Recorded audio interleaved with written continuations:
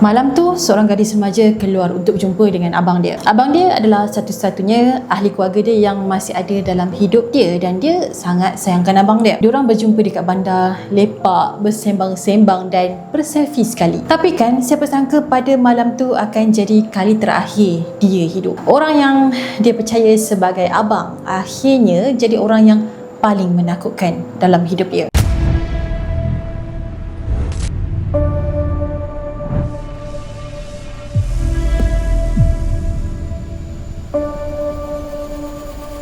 Pada November tahun 2021 di sebuah bandar kecil yang bernama Hamilton di Scotland. Orang-orang yang tinggal dekat sini tenang, normal, tak ada apa pun yang pelik. Tapi kan semua ketenangan tu berubah pada hari Ahad 28 November bila ada seorang remaja perempuan yang telah ditemui mati di sebuah kawasan hutan. Nama dia adalah Amber dan dia baru berumur 16 tahun. Bila kematian dia ni viralkan, ramailah yang cuba think positif. Mungkin kematian dia tu adalah sebuah kemalangan. Mungkin dia masuk ke dalam hutan tu, lepas tu dia tersesat dan kemudian mati. Tapi kan polis ni tak beranggapan sama macam orang-orang dekat situ. Diorang siasat dengan penuh teliti dan jawapannya membuatkan orang-orang dekat situ terkejut sangat. Polis ambil masa yang tak lama untuk sahkan yang Amber ni mati bukan sebab kemalangan, dia dibunuh seseorang. Dan benda ni memang orang susah nak terima sebabnya dia bukan dibunuh oleh strangers ataupun orang yang random. Orang yang buat semua ni adalah orang yang memang dah lama ada dalam hidup dia. Seseorang yang membesar bersama-sama dengan Amber. Sepatutnya orang tu jadi tempat perlindungan dia, bukan jadi pembunuh Amber. Dan yang membuatkan kes ni disturbing adalah apa benda yang si pelaku ni buat selepas kematian Amber. Perbuatan dia inilah yang mengundang kemarahan ramai orang. Nina yakin bila Nina cerita dekat korang apa yang dia buat, korang confirm akan marah juga. So, kalau nak faham macam mana semua benda ni terjadi, kita kena undur ke belakang sikit pada kehidupan awal Amber. Amber Gibson lahir pada 1 Januari 2005 di Lanarkshire. Dia merupakan anak kedua kepada Peter dan juga Anne Mary. Dari luaran semuanya nampak normal je. Tapi kan bila kita selak ke dalam sikit pasal family ni, semuanya tak seindah macam yang kita nampak. Hubungan mak ayah Amber ni bukanlah sihat sebabnya diorang ni memang tak sebulu. Diorang ni kerap bergaduh dan keadaan jadi semakin lama semakin teruk. Rekod mahkamah pernah mendedahkan yang rumah ni penuh dengan konflik dan keganasan rumah tangga yang menjadi-jadi. Cuba bayangkan dua orang budak yang tengah membesar dalam rumah tu kena hadap benda macam ni. Amber dengan abang dia Connor terpaksa hadap situasi-situasi ni hampir setiap hari. Hari-hari diorang ni hidup dalam ketakutan sampaikan diorang rasa yang situasi tu adalah normal. Pada tahun 2007, masa tu Amber ni baru berusia 3 tahun. Parents dia gaduh teruk sampaikan polis ni kena masuk campur. Ayah dia Peter dituduh menyerang mak dia semasa diorang ni bergaduh. Serangan tu pula bukan sekadar sepak terajang tapi memang teruk gila. Nasib tak ada yang mati je hari tu. So lepas dari kejadian tu kan, pihak kebajikan pun terpaksalah masuk campur tangan juga dan diorang pun ambillah Amber dengan abang dia. Selepas dua beradik tu dikeluarkan dari rumah tu, diorang pun ditempatkan dengan parents angkat diorang yang bernama Craig dan juga Carol. Pasangan ni sanggup jaga dua beradik tu dengan penuh kasih sayang dan perhatian. Diorang tahu abang dan adik ni dah lalui macam-macam trauma dan diorang harap sangat yang diorang ni dapat jaga dua beradik ni sebaik yang mungkin. Diorang nak pergi tempat yang betul-betul boleh buatkan dua beradik ni rasa macam rumah. Pada awalnya semuanya masih lagi okey dan dua beradik tu pun ikut peraturan mak ayah angkat diorang ni. Nak makan ada waktunya dan nak tidur pun ada waktunya. Semuanya nampak perfect dan yang paling penting rumah baru ni dah tak ada lagi suara bergaduh-gaduh tu. Semuanya tenang, aman dan damai. Dikatakan masa awal-awal Connor tinggal dekat situ, dia baru berusia 5 tahun. Dia cakap dekat mak dan ayah angkat dia, sekarang kami dah selamat. Ayat ni memang tak akan dilupakan oleh mak dan ayah angkat dia. Ayat dia simple je tapi deep. Kita dah boleh agak macam mana teruknya hidup dia sebelum ni dekat rumah lama dia. Walaupun keadaan dah pun berubah, kehidupan diorang lebih baik, tapi trauma dan luka dua beradik tu tak pernah hilang. Parents angkat diorang ni pernah bawa diorang ni pergi ke doktor psikologi dan doktor cakap yang dua beradik ni ada tanda-tanda tekanan emosi. Bertahun-tahun diorang ni hidup dalam konflik dan ketakutan. So benda ni lah telah membentuk cara diorang ni tengok dunia. Dan sebenarnya kesan tu lagi teruk kepada Connor. Amber dikatakan lebih pendiam dan dia ni lembut orangnya. Dia jenis yang dengar cakap, senang nak ikut arahan dan tak kuat membangkang. Tak macam abang dia, Connor tu sangatlah susah nak kawal emosi. Dia cepat nak marah, suka melawan dan kadang-kadang orang jadi takut dengan dia. Dia punya level memberontak tu kan lain macam gila. Sepanjang dia ni membesar, dia memang jadi budak nakal. Bukan budak nakal level-level biasa ni, jenis yang dekil teramat sangat. Mak dan ayah angkat dia boleh cuba sebaik mungkin untuk selamatkan Connor. Diorang ikut semua nasihat daripada pakar yang terlibat. Diorang pergi meeting dan buat apa yang doktor psikologi ni cadangkan. Diorang ubah cara jaga Connor, diorang bekerjasama baik dengan pekerja sosial dan semua benda lah diorang cuba asalkan Connor dapat sembuh. Diorang berharap yang Connor boleh membesar dengan baik dan sihat dan jadi budak normal macam orang lain. Walaupun diorang ni dah cuba sebaik yang mungkin, tapi kan perangai Connor tetaplah teruk. Sampai satu tahap tu, ada pihak profesional ni cakap yang dua beradik tu tak selamat ditinggalkan berdua terlalu lama. Cuba bayangkan bila pakar cakap macam tu. Padahal itu abang dengan adik. Perbuatan Connor ni pula membuatkan orang jadi risau kalau dibiarkan diorang berdua tanpa pemantauan orang dewasa. Punyalah berbahaya Connor ni dekat adik dia. Sampailah pada tahun 2011, pekerja sosial telah cadangkan dua beradik ni ditempatkan di rumah yang berasingan. Diorang nak buat macam ni sebabnya bukan nak hukum Connor, tapi diorang rasa Connor ni tak selamat untuk adik dia. Tapi kan cadangan ni tak pernah dilaksanakan pun. Sebabnya kalau ikut sistem diorang, pisahkan adik-beradik ni tak digalakkan dan itu adalah option yang terakhir. Lagi satu, masa tu diorang tak jumpa keluarga angkat yang sesuai, so akhirnya dua beradik tu pun tinggal sekali. So kehidupan diorang ni pun diteruskan walaupun keadaan semakin serius. Amber pun pergi ke sekolah macam biasa, manakala abang dia pula dihantar ke sekolah khas untuk remaja yang ada masalah emosi dan juga tingkah laku. Dia tak boleh pergi ke sekolah biasa macam Amber sebabnya dia memang memerlukan bantuan khas. Tapi kan perangai Connor ni macam tak ada ubat tau, sebabnya dia tak pernah berubah jadi budak baik. Masa dia masuk je remaja, kawan Connor kata perangai Connor ni memang susah sangat nak dijangka. Kejap dia diam, kejap dia pulaukan diri, kejap dia nak meletup, nak marah-marah dan gaduh dengan orang. Dia sangat susah nak ikut arahan dan dia tak ada kawan tau. Kawan-kawan dia sendiri pun takut nak rapat dengan dia. Sebabnya kalau dia dah meletup tu, kawan-kawan dia semuanya takut. Bukan kawan je, cikgu pun seram sebab memang out of control. Connor dikatakan pernah ugut seorang kawan perempuan dia yang tengah pregnant. Dia cakap yang dia nak keluarkan baby dari perut kawan dia tu. Mau tak seram budak perempuan tu? Psycho kan? Dia cakap benda ni bukan bisik tau, tapi dia memang cakap berdepan dengan suara yang kuat. So perangai dia ni dimasukkan ke dalam laporan dan cikgu-cikgu dan parents dia pernah discuss pasal benda ni. Tapi cerita situ habis itulah, tak ada further action. Perangai dia masih dekat sekolah ni memang semua orang nampak red flag dia. Tapi pihak berwajib tak ambil tindakan yang serius pun. Diorang just kadang risau and then habis. Manakala Amber pula dah mula masuk awal usia remaja. Sepanjang dia tinggal dengan mak dan ayah angkat dia, hidup dia semakin membaik. Selama dia membesar, dia selalu dijaga. Dijaga oleh mak ayah angkat yang baik dan dijaga oleh pihak kebajikan. Pekerja sosial selalu datang ke rumah mak ayah angkat dia untuk nilai Amber, cek keadaan dia dan diorang nak tengok perkembangan dia. Jadi hidup dia ni nampak berganda-ganda lebih better lah dari dulu sebab dia betul-betul dijaga. Orang-orang yang kenal Amber selalu gambarkan yang dia ni adalah budak yang sweet, penyayang dan juga kreatif. Dan surprisingly, dia sangat matang dari segi emosi kalau nak dibandingkan dengan umur dia masa tu. Dia sangat sukakan seni muzik dan kadang-kadang dia suka make up dengan gaya dia sendiri. Biasalah budak-budak remaja yang nak explore minat baru kan. Walaupun dulu dia pernah membesar dalam keluarga yang toksik, tapi dia sangat caring dengan orang lain. Hati dia tak keras macam abang dia. Sampailah pada tahun 2019 semuanya berubah bila Amber berusia 14 tahun. Tiba-tiba penempatan dia dekat rumah parents angkat dia ni berakhir. Amber pun telah dipindahkan ke pusat kebajikan ataupun residential care. Masa tu Connor masih lagi tinggal dengan parents angkat dia untuk beberapa bulan ke depan. Bila dia umur 18 tahun, barulah nama dia akan dikeluarkan dari sistem jagaan sebabnya dah dianggap sebagai seorang yang dewasa. Sampai sekarang tak tahulah kenapa tiba-tiba Amber dipindahkan pada masa tu. Residential care ni sebenarnya tak sama tau macam foster home, sebabnya dia lebih terasa macam duduk dekat asrama. Ada banyak peraturan yang kena ikut, lebih formal, tak rasa langsung lah macam duduk dekat rumah. Walaupun benda ni tak berapa best untuk Amber, tapi dia cuba sesuaikan diri dia. Dia terus pergi ke sekolah macam biasa, berkawan, in touch dengan parents angkat dia, termasuklah abang dia. Walaupun hubungan diorang ni agak complicated kan, tapi Amber tetap berbaik dengan abang dia sebab walau macam mana pun diorang ni tetaplah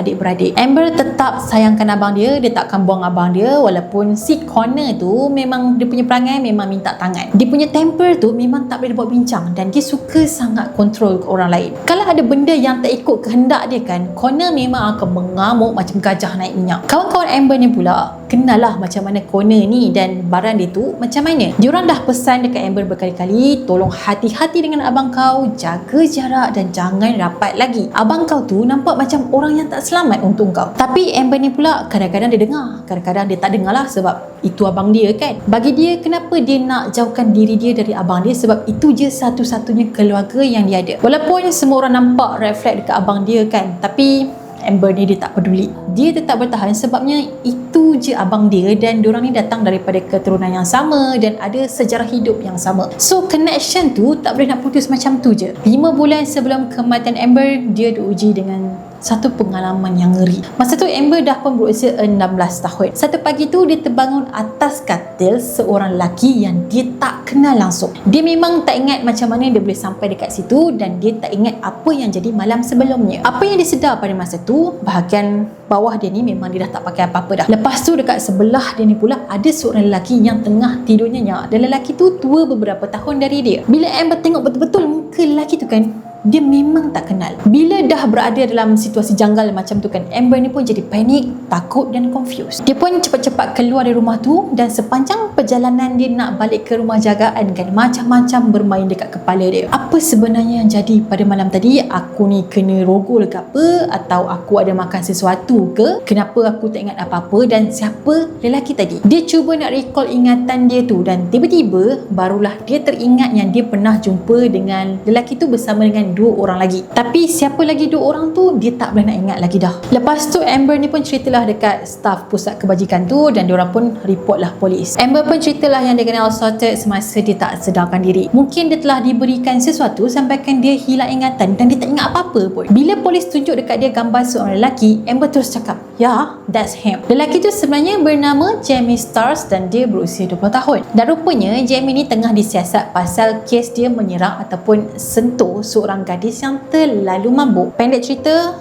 mangsa tu kena rogol dengan Jamie. Lepas tu Jamie ugut mangsa dia yang ni supaya tarik balik report, tapi usaha dia tak berjaya. Bila Amber buat report pula, polis nampaklah yang kes ni bukanlah kebetulan. Jamie memang target gadis-gadis yang lemah dan tak boleh nak pertahankan diri. Akhirnya kes dia pun telah dibawa ke mahkamah dan Jamie telah disabitkan dengan 2 pertuduhan serangan, mengganggu proses keadilan dan juga melanggar syarat ikat jamin. Nama dia juga telah dimasukkan ke dalam daftar bersalah seks seumur hidup dia. Dia juga akan dipantau oleh pihak berkuasa kalau dia dibebaskan nanti. Walaupun Jamie dihadapkan ke mahkamah dan bakal menjalani hukuman, tapi bagi Amber, perbuatan Jamie ni telah menambah lagi trauma dalam hidup dia. Tapi Amber cuba untuk hidup macam orang lain dan move on. Tapi kan sebenarnya benda tu taklah semudah macam yang kita sangka dan nampak. Masuk je November 2021, Amber pun tinggallah di Hill House, iaitu sebuah pusat jagaan sokongan untuk remaja. Hidup dia masih diteruskan macam biasa. Manakala Connor pula, hidup dia memang sangat berbezalah dengan adik dia, macam langit dengan bumi. Dia dah tak tinggal dekat rumah parents angkat dia, tapi dia tinggal dekat pusat perlindungan gelandangan di Blue Triangle. Dia dah tak ada tempat tinggal lagi, tak ada kerja tetap ataupun kerja yang stabil dan hidup dia tu memang terumbang ambing lah, tak ada arah. Walaupun keadaan dah pun berubah, tapi kan hubungan dua beradik tu tak pernah pun putus. Pada 26 November 2021, Connor kontak adik dia dan dia cakap dia rindu Amber dan nak berjumpa. Staf dekat rumah jagaan Hill House ni dah pesan kat Amber jangan pergi, diorang risaulah kalau jadi apa-apa dekat dia. Even kawan-kawan Amber sendiri pun tak setuju yang dia ni nak pergi berjumpa dengan abang dia. Diorang tahulah perangai Connor ni macam mana kalau emosi dia tak stabil. Tapi kan Amber ni tetap juga nak pergi jumpa abang dia sebab dia yakin yang abang dia takkan apa-apakan dia sebab dia kan adik Connor. Dia takkan lari dari abang dia sebab itu je family dia. Walaupun abang dia teruk, dia tak akan tinggalkan abang dia. So pada malam tu Amber pun keluar dari Hill House dan menuju ke bandar Hamilton. Dalam pukul 11.30 malam macam tu, dia pun berjumpa dengan abang dia. Dalam rakaman CCTV, diorang dilihat bersembang dan kadang-kadang diorang ni gelak sama-sama. Nampak macam biasalah dua beradik tengah bergurau sebab dah lama tak jumpa. Ada satu part tu Amber ni selfie dengan abang dia dan dia send gambar tu dekat kawan-kawan dia melalui Snapchat. So lepas terlepas dekat bandar tu, Amber dengan abang dia pun menujulah ke sebuah taman besar di Quetzal Glen. Taman ni pula dikelilingi dengan kawasan hutan dan berada di pinggir bandar Hamilton. Kalau waktu siang, taman tu nampak okey je dan selamat. Ramai je yang suka jogging dekat situ, jalan-jalan dan ada yang bawa anjing. Tapi kalau dah malam, suasana dekat taman tu jadi gelap, creepy dan langsung tak selamat tau. CCTV sempat rakam dua beradik tu berjalan ke arah taman tu sebelum pukul 10 malam. Lepas tu dah tak ada apa-apa lagi rakaman CCTV sebabnya diorang ni dah hilang di celah-celah pokok. Apa yang jadi lepas tu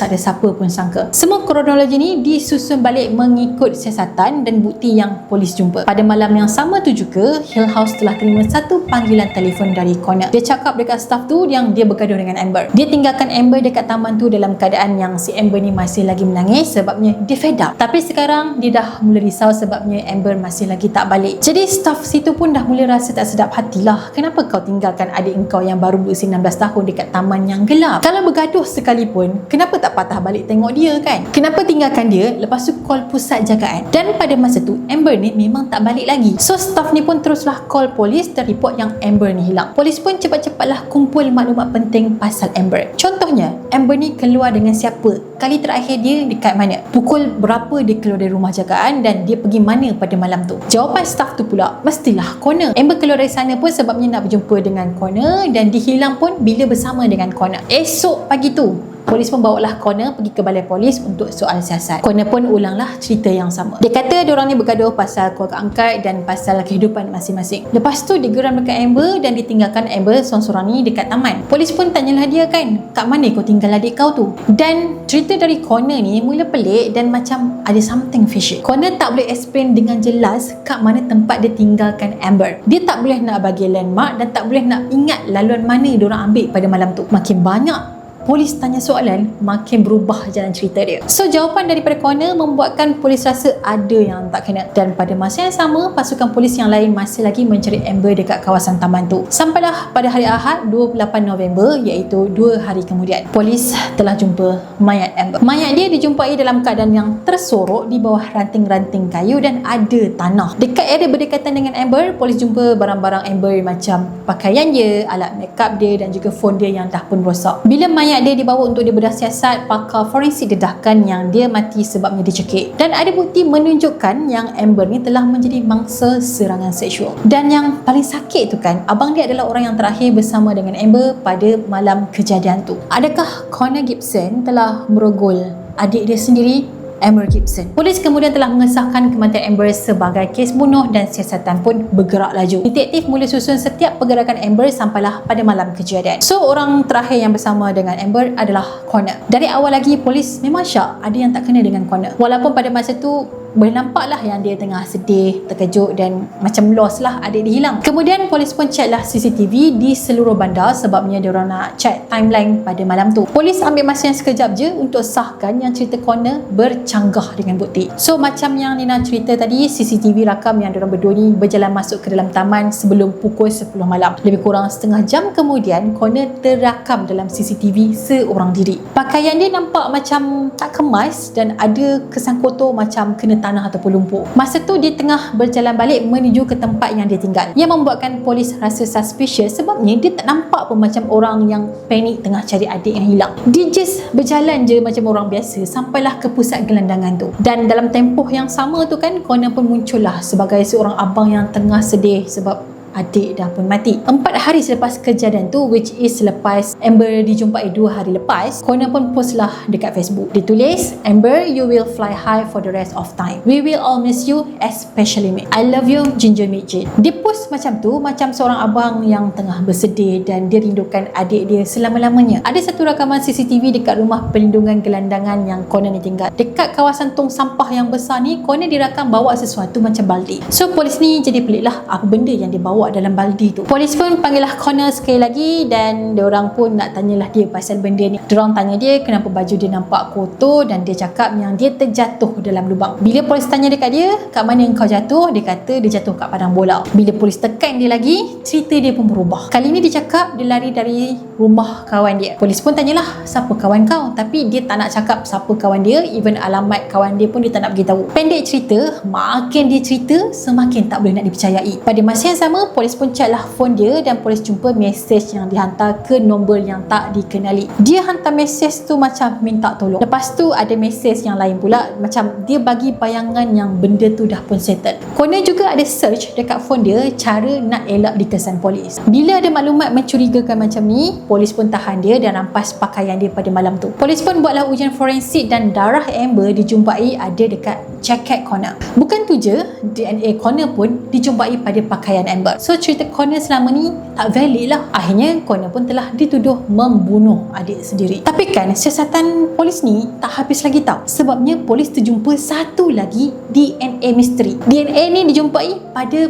badan Amber. DNA tu adalah DNA seorang lelaki dan DNA tu ditemui di bahagian kemaluan Amber dan juga beberapa bahagian badan dia yang lain. Polis pun cek lah, ini DNA siapa? Rupanya adalah milik Stephen Corrigan. Masalahnya, siapa pula lelaki ni? Dia bukannya ada kaitan dengan Amber ataupun dengan Connor. Polis pun panggil lah Stephen ni dan dia cakap dia tak kenal pun dua beradik tu siapa. Hari kejadian tu dia ada je kat rumah dan main video game dengan ayah dia. Tapi rekod telefon menunjukkan pada hari kejadian ataupun pada malam tu dia ada dekat kawasan lain. Dia bukannya ada dekat rumah macam yang dia cakap. Tak lama kemudian polis pun dapat jawapan. Sebenarnya Steven ni telah terjumpa mayat Amber secara kebetulan. Apa yang dia buat lepas tu, bukannya dia call polis, tapi kan dia rogol mayat Amber dan dia cuba sembunyikan mayat tu. Walaupun Steven ni bukanlah penyebab kematian Amber, tapi perbuatan dia tu tetaplah jijik dan kejam. Macam mana kau boleh berselera dengan manusia yang dah tak bernyawa? Dah lah Amber tu baru je mati kena bunuh dengan abang dia, kena rogol dengan abang dia. Lepas tu kau pula datang jumpa mayat dia, take advantage. Sumpahlah sakit orang macam ni kan. Jadi sekarang ni ada dua lelaki yang berbeza dengan dua jenayah yang berbeza, tapi mangsa diorang adalah sama, iaitu Amber. Polis ambil masa 2 tahun untuk heret Connor ni ke muka pengadilan. Pada 6 Julai 2023 barulah perbicaraan Connor bermula di Mahkamah Tinggi. Walaupun dah terang-tantang yang dia ni memang terlibat, Connor langsung tak mengaku yang dia bersalah. Dia nafikan yang dia terlibat dengan kematian adik dia. Masa dekat mahkamah, pakar perubatan pun jelaskanlah yang Amber mengalami kecederaan serius, especially dekat bahagian muka dia. Doktor juga telah jelaskan yang Amber ni telah diserang secara seksual dan kemudian dia mati. Lepas tu pakar forensik pula jelaskan macam mana darah Amber ni boleh ada dekat baju Connor dan DNA Connor ni pula ada pada pakaian Amber. Dikatakan Connor dengan Amber ni memang ada bersentuhan lah secara fizikal ataupun bersentuhan secara rapat semasa Amber ni cedera. So bukti ni memang sangat bercanggah lah dengan cerita Connor yang kononnya dia tinggalkan adik dia nangis sorang-sorang dekat taman. Peguam bela pun berhujah lah yang Connor budak bermasalah sebabnya background hidup dia selama ni. Selama dia membesar pun dia tetap problematik sebab trauma hidup dia. Lepas tu ayah kandung dia Peter tu disabitkan dengan kesalahan melibatkan wanita dan juga kanak-kanak. Dan ayah dia ni disabitkan beberapa bulan sebelum kes perbicaraan Connor. So apa yang jadi dekat Amber ni ataupun perbuatan Connor tu adalah disebabkan oleh trauma dia selama ni, sebabnya dia tak dapat bantuan yang sepatutnya. Tapi pendakwa raya macam biasalah tak setuju dengan alasan tu. Padahal ramai je orang yang membesar dengan trauma yang teruk, tapi diorang ni boleh jadi orang yang lagi baik. Diorang tak memilih untuk mencederakan orang lain disebabkan trauma hidup diorang sebelum ni. Maksudnya Connor jadi macam tu adalah disebabkan pilihan dia sendiri. Padahal dah banyak sangat pihak yang terlibat untuk tolong Connor, termasuklah parents angkat dia. So bincang punya bincang, akhirnya Connor pun didapati bersalah dan juga mengganggu siasatan polis. Connor dijatuhkan hukuman penjara seumur hidup dengan tempoh minimum 22 tahun untuk layak parol. So satu penjenayah dah ditumpaskan dan ada lagi seko, iaitu Steven. Dia yang rogol Amber semasa Amber ni dah pun tak bernyawa. Dia pula dijatuhkan hukuman penjara selama 9 tahun. Apa yang jadi dekat Amber ni memang sangat tragis. Keadilan yang dicapai tu sebenarnya melegakan jugalah hati mak dan ayah angkat dia. Diorang sangat sayangkan Amber tu macam anak sendiri sebab diorang dah jaga dia dari kecil. Dikatakan semasa Amber diserahkan kepada pihak kebajikan tu, nenek sebelah mak dia adalah mohon hak penjagaan, tapi permohonan diorang tu ditolak. So bila dah jadi macam ni, ramailah yang mula salahkan sistem undang-undang negara diorang sendiri. Sepatutnya Amber tu dapat perlindungan yang terbaik daripada family dia, tapi bila dah jadi macam ni, siapa yang nak bertanggungjawab? Kes ni juga membuatkan Nina tertanya-tanya, trauma lama ni kan memang susah ke nak dirawat? Adakah dalam diam-diam benda tu membentuk diri seseorang untuk jadi apa? Padahal dalam kes ni ramai profesional yang terlibat untuk tolong Connor, atau Connor sendiri yang pilih untuk dia jadi siapa dan macam mana. Yang paling Nina sedih tu bila Amber pergi jumpa abang dia, orang yang dia percaya dan dia sayang, tapi pengkhianatan yang abang dia balas. So, walaupun Connor dan Steven ni dah kena penjara, tapi kisah tragis Amber takkan pernah dilupakan. Dia seorang gadis yang sweet, ada masa depan, tapi itulah semua tu diragut tanpa peri kemanusiaan. Kadang-kadang kan luka lama ni memang takkan pernah hilang walaupun dah lama. So, kalau korang rasa trauma lepas korang tu masih lagi mengganggu hidup korang, tolonglah cari bantuan. Tak salah pun nak minta tolong. Please jaga diri dan jangan biarkan kesakitan yang kita simpan ni akhirnya melukakan orang lain terutamanya orang yang dekat dengan kita, orang yang kita sayang. So guys, Nina rasa sampai sini je cerita Nina untuk hari ni, dan Nina harap ada iktibar dan pengajaran yang dapat kita ambil. Kalau korang suka dengan konten Nina, jangan lupa untuk like, komen, share dan juga subscribe. Macam biasa, jaga diri, jaga orang-orang yang kita sayang. Kalau perlukan bantuan, tolong cari. See you next time. Bye bye. Assalamualaikum.